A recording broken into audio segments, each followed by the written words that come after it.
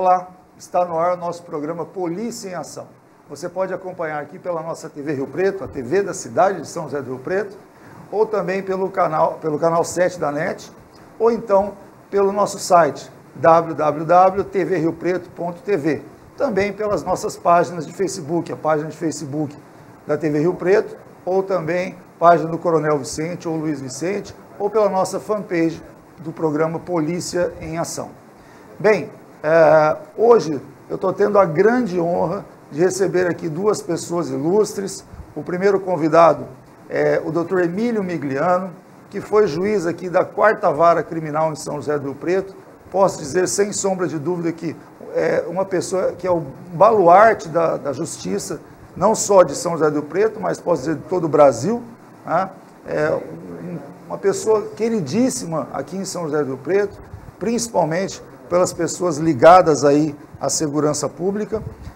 E agora o senhor está como juiz da 7ª Vara da Fazenda em São Paulo, né? Isso mesmo. É uma pena que o senhor teve que ir para São Paulo. O senhor faz muita falta em qualquer lugar, principalmente aqui em São José do Rio Preto. Doutor Migliano, é um prazer, uma honra estar recebendo o senhor aqui. Seja muito bem-vindo no programa Polícia em Ação. Muito obrigado. Estamos recebendo também aqui no nosso estúdio o jornalista Alan de Abreu, que é jornalista do Diário da Região e também é professor da Unirp, né? O professor de jornalismo da Unirp também. Alan, seja muito bem-vindo aqui no nosso programa. Eu que agradeço, coronel, a oportunidade. Muito obrigado. Bem, o doutor Migliano está aqui hoje justamente para o lançamento do livro do Alan, não é, doutor? Isso mesmo. O jornalista Alan de Abreu escreveu um livro que nós vamos mostrar daqui a pouco aí a fotografia, e falando justamente sobre o tráfico de drogas, a rota da cocaína aqui, né?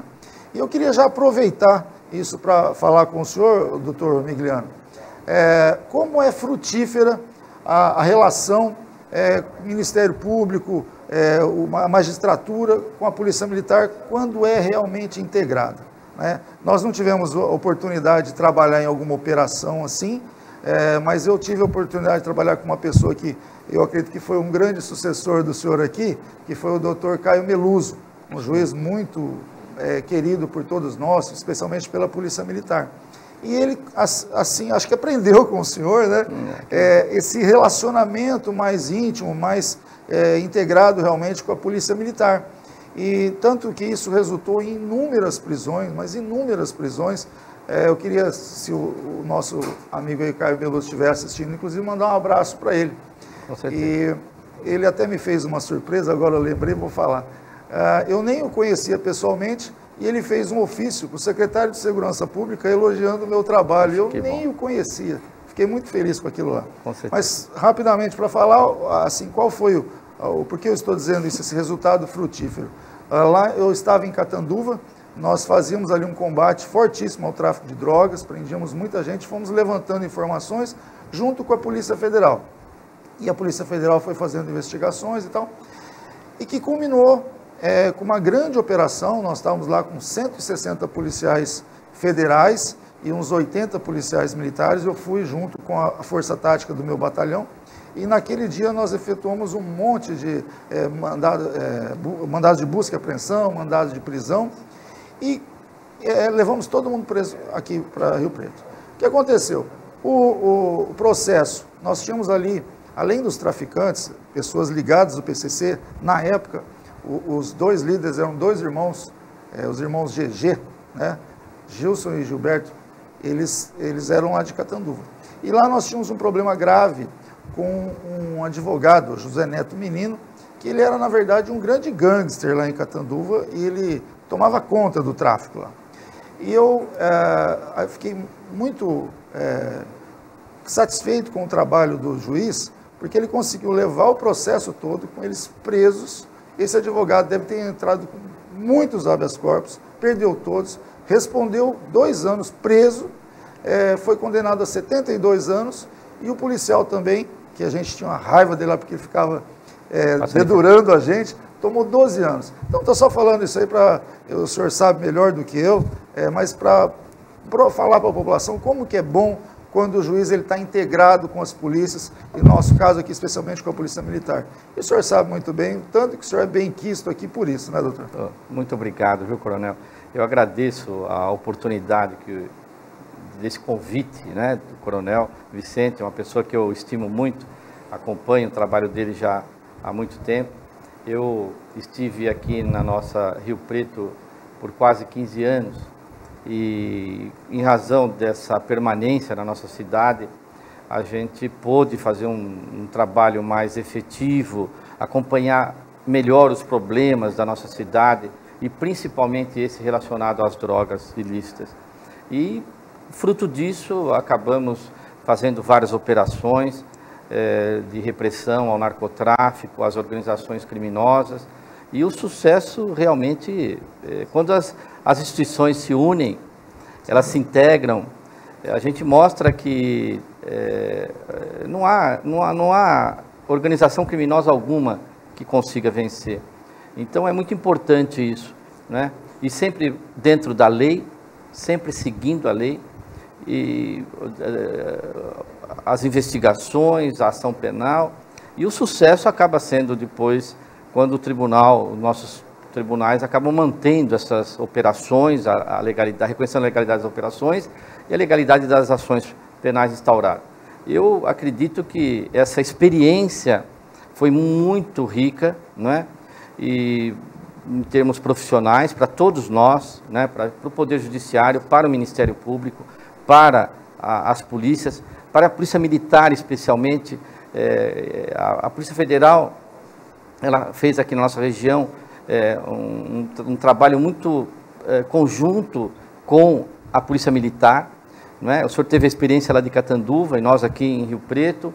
Então, foi assim um resultado excepcional. Eu acho que isso serviu para a época, né? Serviu de exemplo e nós acabamos desenvolvendo um know-how para esse tipo de trabalho. Nós acabamos aprendendo muita coisa com esse tipo de trabalho. No caso, o senhor mobilizou milhares de policiais militares, uma operação, né? Não é fácil isso, né? Comandar uma operação desse nível, desse porte, né? E para nós também, quando mandar prender centenas de pessoas de uma só vez, envolve muita preocupação, né? Às vezes de alguma coisa de errado, né? Mas o sucesso de tudo isso, né? Já faz mais de década. E agora com o livro do Alain, que está relatando algumas dessas operações, ele vai falar a respeito, para demonstrar para a opinião pública a importância desse trabalho feito pelas polícias, pela Polícia Militar especialmente, e pela Justiça, né? Isso é muito importante. A opinião pública precisa saber de como se faz. Então, nesse momento que a gente... Quantas Cracolândia nós estamos vendo no nosso país? Isso está me deixando desconfortado, como está desconfortando os pais, as famílias, né, desses jovens. Então nós precisamos voltar a tocar nesse assunto. Eu sei que isso daí é uma coisa delicada, mas é uma necessidade, temos que enfrentar, né? Então eu estou vindo aqui para Rio Preto para esse convite, a convite do Alain para a noite de autógrafo, que será feita aqui em Rio Preto, e depois em São Paulo também. Como forma de uma certa forma, como forma, né, de demonstrar que as autoridades constituídas ainda estão preocupadas com essa questão das drogas.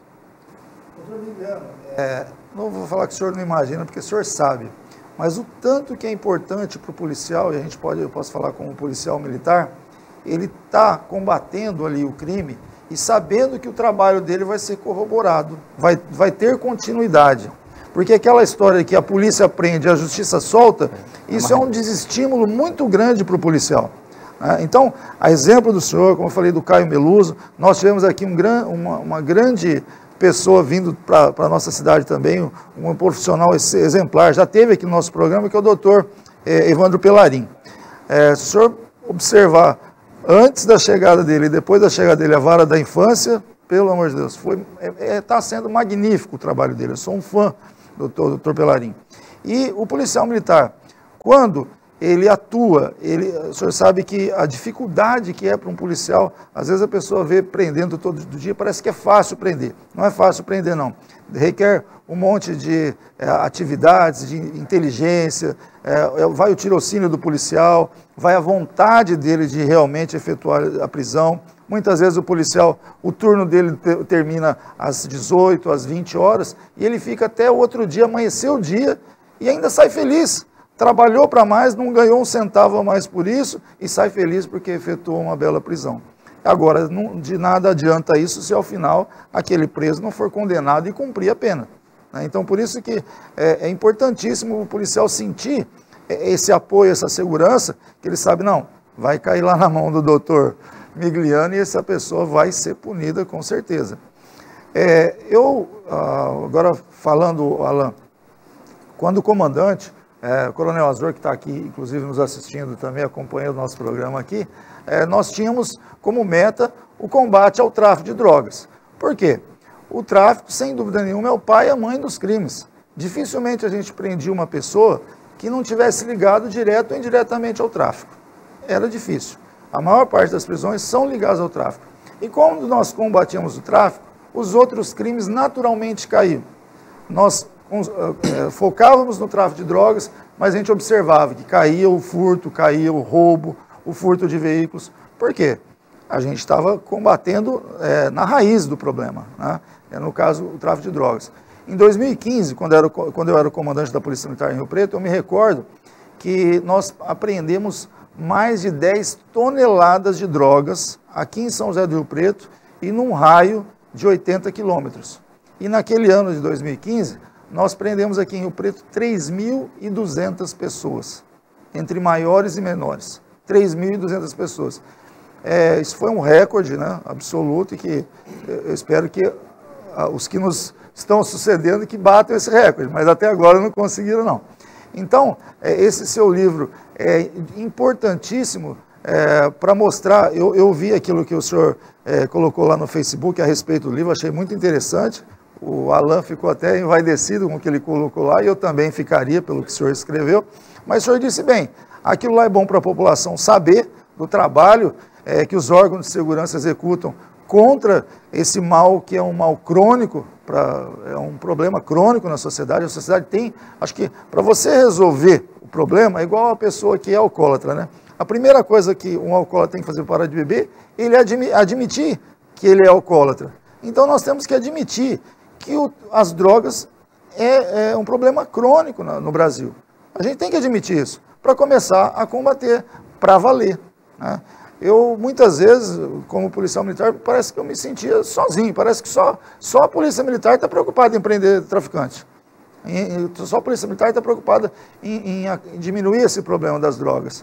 E as pessoas parecem que fazem vistas grossas para isso. A sociedade precisa acordar para isso.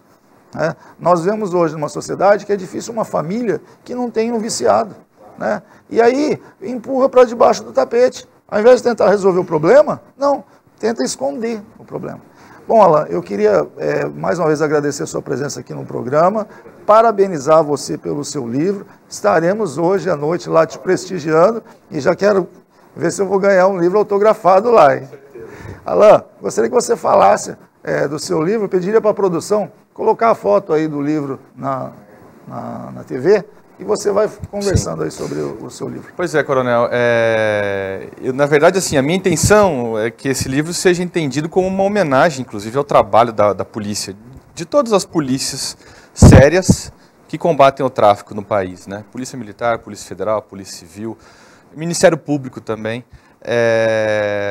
Porque o trabalho que esses policiais fazem é um trabalho muito complicado, muito difícil, de abnegação, de muitas vezes sacrificar a família para ficar em campana. Eu aprendi isso ao longo da apuração que eu fiz, né? Conversando com os policiais e etc, né? Então, eu vi o quão difícil é esse trabalho e o quão importante é esse trabalho, justamente do combate à droga, que, como o senhor disse, e o Coronel Azor também me dizia, quando ele estava à frente do CPI 5 aqui em Rio Preto, o tráfico é a mãe de todos os crimes, é do tráfico, é do dinheiro do tráfico que se originam outros tipos de crime, né? Existe uma associação muito grande, né?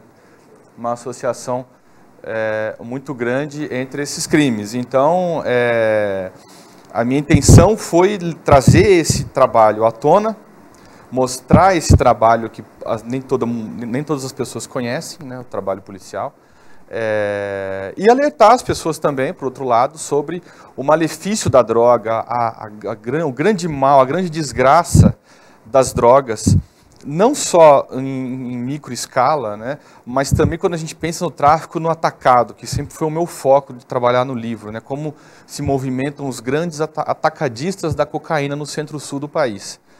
Eu passei 5 anos estudando esse assunto, levantando informações, operações policiais, entrevistando pessoas, conhecendo a origem do problema nos países produtores da droga, Paraguai e Bolívia, justamente para tentar alertar a sociedade, trazer esse problema à discussão, para que os pais vejam o drama que é o narcotráfico, o mal que o narcotráfico causa, e consigam levar educação aos seus filhos, consigam dar a dimensão aos seus filhos do grande mal que é o comércio de maconha, cocaína e crack, enfim, na sociedade brasileira. Nós já, em outros programas, já debatemos sobre isso aqui. Eu não sei o que os senhores pensam, eu gostaria de ouvir a opinião, mas a gente fala sempre, quando se fala em drogas, já vem a figura do traficante. Tem que prender o traficante. Mas a gente sabe que o tráfico, para existir, tem que ter 2 pessoas. Aquele que vende e aquele que compra, aquele que usa. O Brasil não é produtor de drogas, a gente sabe disso. Há muito poucas plantações, a gente sabe de muito poucas plantações de drogas, cocaína e maconha aqui. A gente sabe que os produtores são os nossos países vizinhos. Então, na minha opinião, precisava de haver uma atitude em nível de governo federal, em nível de presidente, apertar o presidente lá dos países e falar assim, olha, vocês têm que parar de produzir isso aí, né? E não deixar mais entrar. E também tem o seguinte, eu queria que o senhor falasse, essa questão de o usuário ser tratado como coitadinho. O usuário é coitadinho. Mas veja, ele é a gasolina disso, ele é o que movimenta isso tudo. E às vezes, eu vejo até ex-presidente da República falando em legalização da maconha. Eu acho um absurdo isso, acho um absurdo. Porque eles falam, não, a maconha faz menos mal do que o cigarro, essas baboseiras, né? Olha, existe pessoa que já fumou maconha e parou? Existe. Só que eu sei uma coisa, eu já aprendi muito traficante usuário, o usuário de crack principalmente. Todos eles, sem exceção, começaram pela maconha. Ninguém começou no crack, ninguém começou na cocaína. Todos, sem exceção, começaram pela maconha. Veja, então, só por essa razão, não pode falar em aprovar, liberar o uso da maconha. Eu acho isso uma baboseira. Gostaria de ouvir a opinião dos senhores. Veja só, com relação a figura do usuário. Não, o senhor falou que existem 2 pessoas, o traficante e o usuário. Coronel, eu hoje vejo a terceira pessoa aí na história, o investidor. O poder econômico por trás das drogas ilícitas é algo imensurável. Tem aquele investidor que ele não aparece. Esse está infiltrado, ele faz parte da nossa sociedade, é aquela pessoa da sociedade que mora numa bela de uma casa, tem um belo de um carro, tem uma bela de uma empresa. Isso que nos preocupa, coronel. Viu? Tem o terceiro. Porque esse traficante hoje, o nosso traficante, que a polícia, que nós pegamos aí, por trás dele existe aquele que banca. Viu? Então, agora para se chegar nessa pessoa, coronel, eu vou falar para os senhores, é um trabalho que envolve muita dedicação e vou além. Há necessidade dos nossos governos se preocuparem com isso, porque senão o nosso país está afetando, a gente aprendeu na faculdade, a célula máter, que é a família. Nossas famílias estão hoje, eu falo assim, quem que hoje em dia não conhece um viciado ou um traficante? Está perto de nós, está muito próximo de todos nós. Então, esse momento de reflexão nós precisamos fazer e cobrar dos nossos governantes. Temos que cobrar dos nossos governantes. Né? Agora, o tal do coitadinho lá do usuário de droga, coronel, eu acho assim que nós precisamos, essas pessoas precisam de tratamento, é um tratamento caro, está às vezes nas mãos dessas ONGs aí, que se passam por especializadas, mas na verdade traficam, fornecem a droga. Não é? Esse é um outro problema que eu acho que nós precisamos, a sociedade precisa discutir essas ONGs, sabe? Precisa botar o dedo na ferida. E vou mais além. Eu quero aqui trazer a solução. Eu não vim aqui só para criticar e mostrar, olha, não. Eu quero também dar uma... Temos que investir na prevenção. O senhor percebe que nos últimos anos não se tem mais prevenção. Nós vivemos um momento de prevenção, depois eu me lembro da presidente indo a fazer a campanha, falar assim, as mães me ajudem a lutar contra o crack. Coronel, aumentou o número de viciados, de usuários de droga. Aumentou o número de tráficos de drogas no país. Então, foi um discurso que eu me senti traído. Se pediu que a sociedade se envolvesse com a questão do crack, mas aumentou o crack. Isso é muito preocupante. E, finalmente, coronel, com relação a esse assunto, eu acredito que, eu estava falando da prevenção, precisamos investir na prevenção, porque a informação, tanto para o jovem como para a sua família, é muito importante. É um assunto, hoje, que continua sendo, que nem antigamente não se falava a palavra câncer, nós falava doença ruim, se referia, né, batia na boca, né? Esse é um problema que nós temos que discutir mesmo, a sociedade tem que discutir. Eu sou contra a liberação das drogas, sou contra. Não tem que descriminalizar coisa nenhuma, pelo contrário, o país não tem estrutura de saúde para suportar depois essa liberação. Eu sou francamente e totalmente contra a liberação das drogas, porque a gente sabe das consequências disso para o país, a gente tem noção dessas consequências. Hoje o senhor não tem hospital nem para quem está doente normal, não é por problema de droga, mas porque tem uma doença. O senhor imagina então os hospitais tendo que acolher esses milhares de usuários que vão surgir depois da liberação. Nós precisamos refletir sobre isso. Olha, eu também sou absolutamente contra essa legalização de nenhuma droga, nenhuma droga. E eles insistem na maconha, só se for para uso medicinal, senão não há porquê, não há porquê. Bem, nós vamos para um rápido intervalo agora, gostaria de chamar o nosso apoio cultural, fique aí, nós voltamos já já. Quero convidar você que está precisando comprar móveis ou vai casar, a CRB Móveis é o endereço certo. Afinal, 28 anos de excelência em qualidade, entrega para toda a Rio Preto e região e montagem também, sem custo adicional. Na linha de estofados você tem mais de 20 modelos diferentes, homes, racks, toda para sua sala. Em cozinhas você tem todas as cozinhas aqui em aço, madeira e também salas de jantar. Dormitórios você encontra toda a linha de dormitório das melhores marcas da região. Então venha para cá, no alto da Avenida Mirassolândia, 2075, na Avenida Danilo Galeazzo e também em José Bonifácio. Você já observou como as grandes empresas têm uma forte presença nas redes sociais? A agência Teambox tem soluções estratégicas como gestão de redes sociais, desenvolvimento de websites, campanhas direcionadas e muito mais para posicionar o seu produto, marca ou serviço com destaque. Seja um dos primeiros a apostar no futuro. Teambox, mais que likes, mais que posts. Ideias inovadoras e criativas.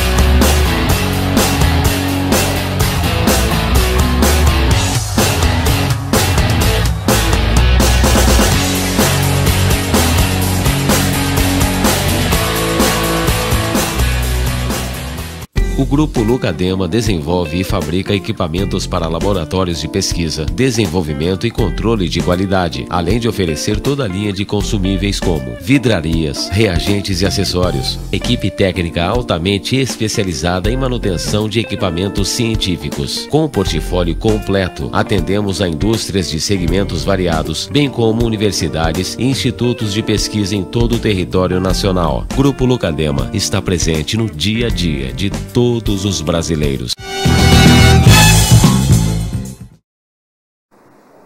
Estamos de volta com o nosso programa Polícia em Ação. Hoje temos a honra de estar recebendo aqui o Dr. Emílio Miliano e também o jornalista Alain de Abreu.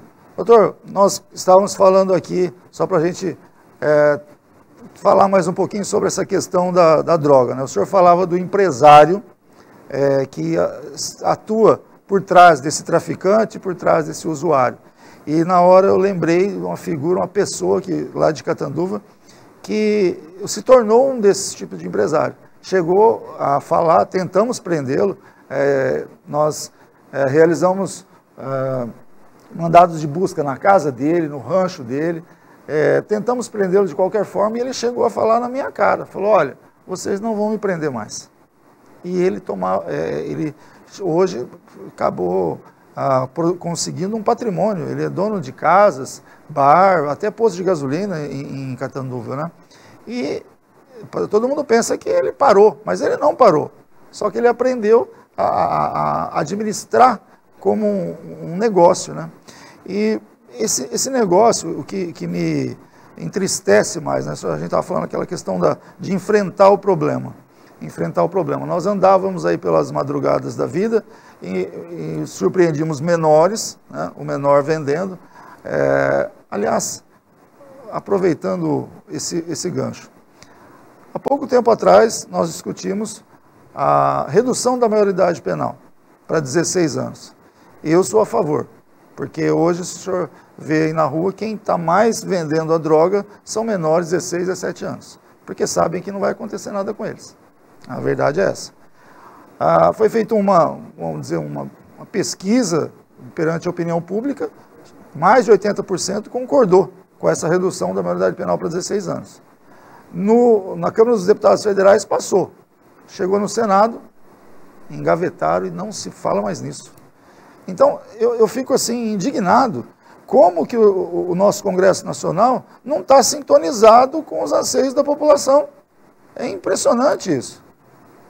O senhor se recorda quando falou-se tanto em maioridade penal, em redução da maioridade penal? E o que aconteceu com isso? O que aconteceu, doutor? O senhor veja só, a grande preocupação, talvez, do legislador e do Poder Executivo foi pensar na questão da estrutura para acolher eventuais presos ou eventuais internados. Porque se as nossas prisões já estão superlotadas, diminuindo-se, reduzindo-se a responsabilidade penal, a idade, iria-se ter um maior número de pessoas que seriam encaminhadas para as cadeias. Então, eu acho que parou aí, que há necessidade de uma pressão popular nesse sentido, de se cobrar essa redução da responsabilidade penal e também que se façam investimentos com relação aos presídios. Porque a preocupação, pelo que eu percebi e até participei de algumas discussões, foi nesse sentido. Vamos reduzir? Vamos, mas vamos colocar onde esse pessoal? Junto com aqueles que nós já estamos ainda... botar hoje, o nosso sistema prisional não recupera, ele não ressocializa. Você manda ele para lá, o cara sai pior, ele vai ser regimentado pelas facções, né? Essa é uma realidade. Então, é uma necessidade a redução, que eu concordo que baixou. Hoje nós temos aí jovens vou falar assim, até de 15 anos, já de 15 anos, já estão na vida criminal, estão já, lá no Rio de Janeiro você vê eles com um fuzil na mão, né? É perigosíssimo isso.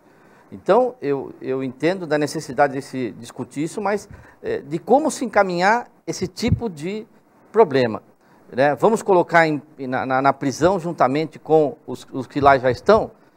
Senão nós não vamos conseguir recuperar de forma alguma. Agora vai falar assim, mas esse jovem, o cara já anda com um fuzil na mão, falar em recuperação, pela minha experiência, eu acho difícil. Né? Mas nós precisamos também refletir, e eu acho que há necessidade da sociedade como um todo voltar a cobrar dos nossos legisladores um posicionamento a esse respeito, com relação a diminuir a idade para a gente poder responsabilizar esses jovens. Olha, aí eu acho que é um pensamento muito equivocado desses ditos legisladores aí. Porque o que acontece? Eu posso falar para o senhor como pensa esse marginal, esse traficantinho aí, porque eu prendi muitos, e a gente conversa com eles, sabe como eles pensam. E o que eles pensam? Eles não têm medo da cadeia. Eles não têm medo da cadeia. Então, o que acontece? Se a gente tivesse leis mais duras, que intimidasse um pouco, porque hoje o criminoso, o que tranquiliza é a certeza da impunidade. Ele sabe que ele vai ficar um pouquinho e vai sair. Por que lá na Indonésia não tem tanto traficante assim? Porque matam, né? Simplesmente. Mas não precisava chegar a esse ponto. Eu tenho certeza que se nós tivéssemos leis mais rigorosas e executasse as punições, o bandido tinha medo de ir para a cadeia. E a pessoa ia pensar duas vezes. Quer ver a prova disso? Vou falar a prova disso que eu estou falando. Quando o doutor Pelarim veio para cá, no ano anterior, só teve um menor apreendido por mandado de apreensão. Por mandado. Um só. No ano seguinte, foi para 26 e no ano seguinte para 83. Então, o que aconteceu? Ele foi até criticado, até pelo nosso governador, esteve aqui e criticou que não deveria internar esse menor. E ele estava mandando internar todo mundo. Não tinha lugar aqui, mandava para Campinas, mandava para outro lugar. No início foi criticado. O que aconteceu? Teve um pico de apreensão de menores, internação de menores, e no ano seguinte cai. Por que caiu? Porque os menores se conscientizaram. Opa, esse homem aqui, ele manda prender. Eu vou ficar preso. Se eu fizer, eu vou ficar preso. Então aí criou-se uma coisa maravilhosa aqui. Um negócio chamado credibilidade. Criou-se a credibilidade. Acreditar que vai dar algum problema. Aí teve um aumento de apreensões, principalmente pela Polícia Militar. Passamos de 500 menores apreendidos em 2015. Por quê? Aquela questão da credibilidade. Olha, eu sei que eu vou apreender esse menor e ele não vai chegar na delegacia e vai sair não, ele vai ficar preso. E muitas vezes, quando a gente apreendia um menor, e o menor era solto na delegacia, no dia seguinte nós fazíamos um ofício para o doutor para a vara da infância, o doutor Pelarim mandava internar o menino. Né? Então aí criou-se uma coisa chamada credibilidade. E aí você observa que caiu o número de apreensões. Então eu acho que exatamente isso que aconteceria. No primeiro momento, haveria sim uma explosão, talvez muito grande o número de pessoas encarceradas. Mas depois, o prova fala, opa, peraí, se eu fizer isso eu vou para a cadeia. Aí ele começa a parar com isso. Né? Porque senão vira um convite para entrar nesse mundo da criminalidade. E às vezes, as pessoas, a questão da pobreza também, né? Lá em Catanduva era muito visível isso. O bairro que tinha muito traficante, inclusive esses dois irmãos do PCC, quando ia uma viatura lá abordar, a própria população se revoltava. Mas por que se revoltava? Porque o menino trazia, o menor lá de 15, 16 anos, trazia dinheiro para casa. A família, quando precisava, o traficante dava cesta básica, dava remédio. Então ali, ele fazia a parte social, o que o Estado não fazia. Ele ajudava. E era incrível. O senhor passava nesse bairro, a gente via a moto com a chave no contato. E ninguém furtava a moto ali. Ninguém furtava a moto ali. Podia furtar no centro, em outro lugar, mas ali não. Então, eles acabavam proporcionando a segurança. Por quê? Porque a pena é pesada. Nós prendíamos uma pessoa, um traficante, ele não dedurava o chefe dele não, porque ele sabe que a pena é a morte. A pena ali é pesada. A polícia, ele vai preso, tudo bem, mas lá não. Então ele tem medo porque do chefe do tráfico lá, porque a pena é pesada. Muitas vezes é a morte. Então a segurança funciona. A intimidação é muito grande. A família, às vezes, recebe assistência com remédios, com cesta básica. Então ela acaba falando, não, então nós chegávamos lá, a viatura chegava e era hostilizada pela população. Nós tínhamos que ir com várias viaturas para poder efetuar as prisões, mas nós íamos. Isso, a Polícia Militar não se intimida de jeito nenhum, aqui no estado de São Paulo, mas de forma alguma.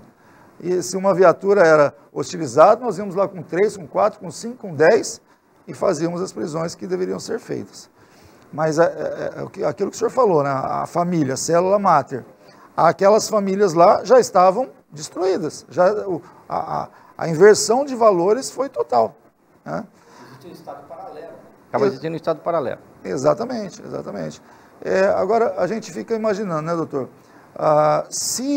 Quando a polícia tem um apoio do Ministério Público, da magistratura, os frutos são maravilhosos. Imagine se tivesse continuidade, se tivesse o apoio do governo, se tivesse o apoio dos legisladores, se quando fosse fazer umas leis, consultasse os juízes, consultasse os policiais. É gozado que quem trabalha na ponta da linha, que vive com o problema, principalmente no caso da Polícia Militar, nunca é chamado para sentar numa mesa e discutir. Olha, como vamos fazer com esse problema? Não, vem os entendidos em segurança pública, os legisladores acham que entendem de segurança pública e não convidam quem realmente entende do problema. E aí fazem essas leis absurdas, né? Difícil. Alain, você como jornalista, né? Nós já tivemos até embates, né? Grandes embates aí. Chacro, né? Quando eu atacava a Polícia Militar, eu saía para defender com unhas e dentes mesmo. Né? Mas eu nunca tive medo do jornalista sério, do jornalista que fala a verdade. Obrigado. Eu só tenho medo do jornalista que mente. Eu tenho medo do jornalismo mentiroso. Sim. A verdade eu nunca tive medo. Uhum. Até porque a Polícia Militar, ela tem muito mais bons serviços a mostrar do que defeitos. Claro. A gente sabe que sempre o defeito é muito mais mostrado, o problema quando acontece é muito mais mostrado do que as coisas boas. Aqui nesse programa a gente procura mostrar só fatos reais. Sim. Mesmo. Okay. Mas vocês, assim, agora como jornalista, né, eu já como coronel aposentado, vocês também devem ter esse mesmo pensamento, né, que a polícia, os órgãos de segurança trabalham e não falta a continuidade que seria a parte do governo, não é isso? Pois isso é muito nítido, coronel, muito nítido. A gente acompanha, inclusive, essa frustração do trabalho da Polícia Militar, que também reclama com a gente disso, né? Poxa, prendemos, e depois se solta, às vezes não tem essa integração entre os órgãos de segurança também para fazer um trabalho mais de fôlego. Eu acho que também Rio Preto está carecendo um pouco disso também atualmente, né, de voltar a ter esses grandes trabalhos de fôlego, de ação das polícias conjuntas, né, no combate ao crime organizado. Realmente, os legisladores eles pecam muito nessas questões, né, legais, é o que o Estado se apega, né, é o que o juiz se apega para condenar e para efetuar as prisões, etc. Né? Então, frustra mesmo. A gente acompanha esse trabalho e nós nos frustramos tanto quanto, porque nós somos espectadores privilegiados dessa guerra que tem se colocado entre as forças do bem, as forças do Estado e o mal do crime. Né? Falando em legisladores, falando nessa falta de sincronia, nessa falta de estar atento ao que a população quer. Nós estamos vendo hoje aí, vamos falar um pouco agora, da Lava Jato, a Operação Lava Jato. A população anseia por um sucesso da Lava Jato, que já está sendo, né? E a gente vê os nossos legisladores se debatendo contra a Lava Jato. A maioria estão envolvidos com sujeira, com caixa 2, com roubalheiras, com propinas, e ficam tentando a todo custo ali produzir leis para parar, para cercear a Lava Jato, para tentar. Mas ali, doutor, já não está sendo mais assim, fazer uma lei, está sendo tipo para livrar a própria, para se livrar, para livrar a própria pele aquilo ali. Está óbvio isso aí. As pessoas estão mexendo, tentando coagir os promotores e os juízes para livrar a própria pele. Entendeu? Então, eu Um pouco antes de me aposentar, nós tivemos aqui a visita de um general do Exército, que às vezes vem fazer uma visita, inspeção aqui na Polícia Militar. E nós cobramos esse coronel, desse general do Exército. Eu não tenho muito que... eu sou sempre muito transparente. Falei, escuta, mas o que está faltando, hein? Poxa, não aguento mais tanta bandalheira nesse Brasil aqui, né? E ele, de tudo que ele falou uma coisa muito interessante. Ele falou, olha, nós estamos apoiando as investigações. Então, eu tenho certeza que o doutor Sérgio Moro, ele está firme, não, vamos dizer assim, não se deixou abater, como foi o caso do ministro Joaquim Barbosa, que foi ameaçado e qualquer um, né, como tem a família ameaçada, pensa duas vezes e saiu de cena, e ele, o doutor Sérgio Moro, não está saindo de cena, não. Eu tenho certeza que ele está tendo apoio do Exército, segurança do Exército, para ele dar continuidade a esse trabalho aí. E, bom, nós temos mais um intervalo, um rápido intervalo. Vamos para o nosso apoio comercial e voltamos logo em seguida. Quero convidar você que está precisando comprar móveis ou vai casar, a CRB Móveis é o endereço certo. Afinal, 28 anos de excelência em qualidade, entrega para toda a Rio Preto e região e montagem também, sem custo adicional.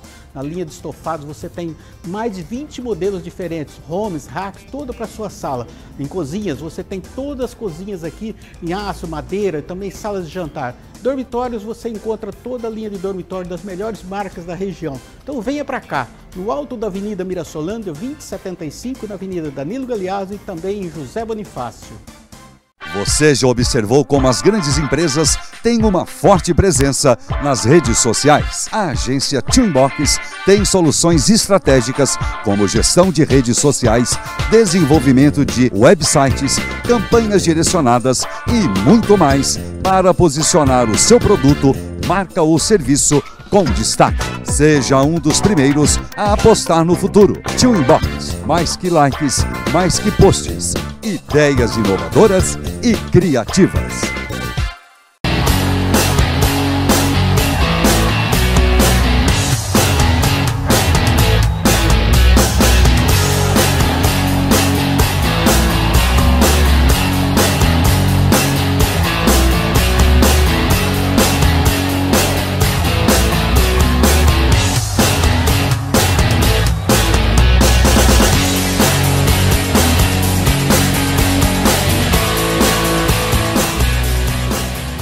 O Grupo Lucadema desenvolve e fabrica equipamentos para laboratórios de pesquisa, desenvolvimento e controle de qualidade, além de oferecer toda a linha de consumíveis como vidrarias, reagentes e acessórios. Equipe técnica altamente especializada em manutenção de equipamentos científicos. Com um portfólio completo, atendemos a indústrias de segmentos variados, bem como universidades e institutos de pesquisa em todo o território nacional. Grupo Lucadema está presente no dia a dia de todos os brasileiros. Estamos de volta com o nosso programa Polícia em Ação. Bem, nós sempre dissemos aqui que o tráfico é o pai e a mãe dos demais crimes. A prova disso, que mais uma vez nós estamos vendo, é exatamente a Lava Jato. A Lava Jato, a Operação Lava Jato, começou com uma investigação de tráfico de drogas.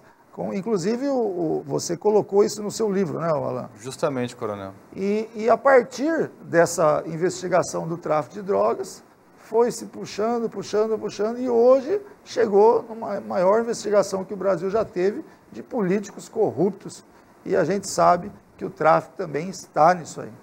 Doutor, o nosso programa aqui, além de falar de segurança pública, de mostrar várias ocorrências, né? Nós estamos falando aqui de tráfico de drogas, já vieram umas 2 vezes aqui as pessoas lá, os policiais da Polícia Rodoviária. Veja, aqui em Mirassol, em 2 ocorrências, apreendeu-se quase 2 toneladas de maconha.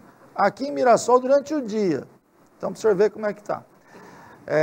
Mas a gente tem um cunho aqui do programa também de esclarecer a população sobre os determinados assuntos ligados à segurança pública. E eu gostaria que o senhor falasse um pouco da Operação Lava Jato, porque eu ouço muitas pessoas falarem assim, olha, o juiz o Sérgio Moro prende e aí o ministro do Supremo Tribunal solta. Parece que tem ministro lá que gosta de soltar vagabundo, né? Então, eu gostaria que o senhor explicasse a dinâmica desse processo todo. Em primeiro lugar, eu acredito que eu acho que a Operação Lava Jato, hoje ela pode ser considerada um dos maiores combates de corrupção do mundo, viu, coronel? Já passou as nossas fronteiras aqui. O senhor veja a quantidade, né, de pessoas investigadas e até onde, né, transcendeu a nossa fronteira, né? O senhor vê que os países da Europa, na América, já estão também fazendo suas investigações, por conta do que se foi apurado aqui no Brasil. Então, eu acredito, num primeiro lugar, eu vejo esse trabalho do juiz Sérgio Moro como um trabalho, assim, uma dedicação muito grande, né? O senhor disse do apoio do Exército, eu também tenho certeza que hoje a segurança dele, além dos policiais federais que fazem no dia a dia, o Exército também monitora essa segurança, não é? Tanto que acabou recebendo, no Dia do Exército, agora em abril, ele recebeu uma condecoração do ministro do Exército, né? Uma condecoração que eu já tive a honra de receber há 5 anos atrás, mas é uma forma do Exército mostrar que está apoiando aquela autoridade nas suas decisões, né? Isso é muito importante para o juiz, principalmente. E no enfrentamento desse tipo de criminoso, né? Essas pessoas, elas se articulam, elas percebem que estão sendo investigadas, elas se articulam, isso é óbvio, não é? E agora um criminoso desse naipe, ele é muito mais, o poder dele é muito maior. Então, um juiz, um promotor, um policial que está envolvido num trabalho desse tipo, ele tem que ser blindado, né? Essa é a realidade e eu sei disso. E eu vejo que é uma investigação que está colocando o país, mostrando para o país, né, a necessidade de nós mudarmos a nossa cultura. O que acontece, coronel? Em primeiro lugar, esses políticos que estão sendo investigados, eles chegaram lá pelo voto popular, em primeiro lugar. O povo colocou eles lá. Então, de alguma forma, a população acreditou naquele político. E hoje, eu também vejo essa mesma população, ela também tem medo de ser investigada, da Lava Jato chegar nela. Eu vejo por aí. Olha só, é questão cultural, coronel. Hoje, mínimos detalhes de comportamentos, furar a fila do banco, né? Aquelas coisas mínimas, né? Ou na hora de estacionar o carro, botar na vaga de uma pessoa idosa ou de uma pessoa que necessita Então, esses mínimos detalhes, eu vejo como nós precisamos mudar o nosso comportamento com relação a isso, né? A população, o povo também precisa contribuir. Então, aquelas pessoas que, de alguma forma, estão envolvidas nessa cadeia, pelo menos a Lava Jato, o Moro, ele está na cúpula, ele está pegando pessoal, não é, lá de cima. E o medo de parte da população, por isso que às vezes não acredita, né? Eu não acredito nisso, não é? Eu não acredito que isso aí vai dar em alguma coisa, né? Então tem um pessoal que realmente não acredita por esse motivo, que também, de chegar nele, com certeza. Porque outro dia meu filho me deu um exemplo nós estávamos sentados tomando café com os amigos e esse amigo falou assim, nossa, aí fora está difícil, você não pode sair aí que te roubam, te assaltam, né? Aí meu filho falou assim, e aqui dentro onde nós estamos nesse ambiente, nós estávamos numa padaria, olha a sua volta e me diga quantas pessoas sonegam impostos aqui dentro. Aí, olha, aquilo que eu ouvi do meu filho me deixou sensibilizado. Porque uns roubam com a arma, mão armada, outros roubam de outra forma. Então, o país ele precisa mudar. Há necessidade de uma mudança estrutural nesse sentido, de comportamento, né? É que a gente fala, eu sonego porque eu sei que esse dinheiro vai para um corrupto aí, vão desviar o dinheiro, mas não é bem assim. Então, nós precisamos, de alguma forma, nos conscientizarmos de que o juiz Moro está fazendo a parte dele, mas nós também precisamos fazer a nossa parte. Essa é a conclusão que eu chego. Ele sozinho não vai fazer a modificação que o país precisa. Eu entendo que tem que fazer uma modificação, que é a necessidade da modificação. Mas eu entendo que ele sozinho não vai conseguir. Nós vamos ter que mudar o nosso comportamento também. Quando alguém nos acharcar, pedir dinheiro para nós, ou querer levar vantagem, nós também precisamos enfrentar e botar essa pessoa no lugar dela. Eu acho que esse é o comportamento que nós devemos ter. Para tentar, também no nosso âmbito, né, familiar, de trabalho, nós mantermos também, darmos também o exemplo. Nós queremos que o país mude. Né? Porque senão essa geração que está aí de jovens, eu vou falar para o senhor, eles vão falar, a culpa é de vocês, o país está assim por causa de vocês. Não, sem dúvida, o senhor estava falando, a gente começa a lembrar de algumas coisas. Aqui, algumas manias erradas que as pessoas acabam aceitando como normais. Tipo, não declarar as coisas no valor certo no imposto de renda. Isso. Quando vai comprar uma casa, coloca sempre no valor venal. O indivíduo tem no carro dele só CD pirata e não sabe aquele CD pirata é de origem ilícita. Quer dizer, sabe que é de origem ilícita e usa, entendeu? Então, realmente precisa de haver uma mudança de comportamento, a educação do povo brasileiro. Agora, justamente é o que é mais importante, né? Os países que a gente viu, como o Japão, por exemplo, que tiveram um grande desenvolvimento depois da Segunda Guerra Mundial, por quê? Porque se investiu em educação. Se investiu em educação. E nós estamos aí com a nossa educação precária. Com relação a essas pessoas que estão sendo investigadas, estão sendo presas e tudo mais, cada vez que a gente vê uma reportagem, o rombo é maior, são bilhões e bilhões. E aí o que acontece? Eu acho que não tem como a gente mensurar, mas vamos dizer, quantas pessoas morreram em corredores de hospitais, porque o hospital não tem dinheiro para pagar médico, não tem dinheiro para construir mais hospital, não tem remédio. Quantas pessoas morreram na rua porque não tem assistência, morreram de frio, morreram de fome? Quantas crianças morrem no Nordeste por falta de dinheiro do governo? E esse dinheiro indo para a Europa, indo para as contas milionárias. Então, acho que essas pessoas, doutor, elas tinham que ser condenadas, não só pelo crime de corrupção, lavagem, não, elas tinham que ser condenadas por homicídio doloso, por genocídio. Tinha que ser condenada por isso. Né? Olha, nós estamos aí já chegando ao final do programa, como eu disse, o programa passa rápido, eu queria dizer que foi uma honra recebê-los aqui, parabenizar o jornalista Alain de Abreu pelo seu livro, viu?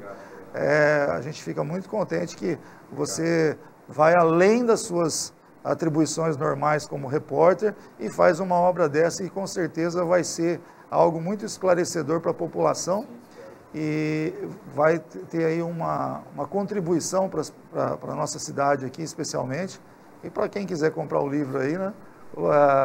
Parabéns para você. Obrigado, viu? Obrigado. Doutor, infelizmente que o programa passa rápido, eu gostaria de dizer para o senhor que o senhor é sempre muito bem-vindo, a casa é nossa, eu gostaria de recebê-lo aqui em outras oportunidades.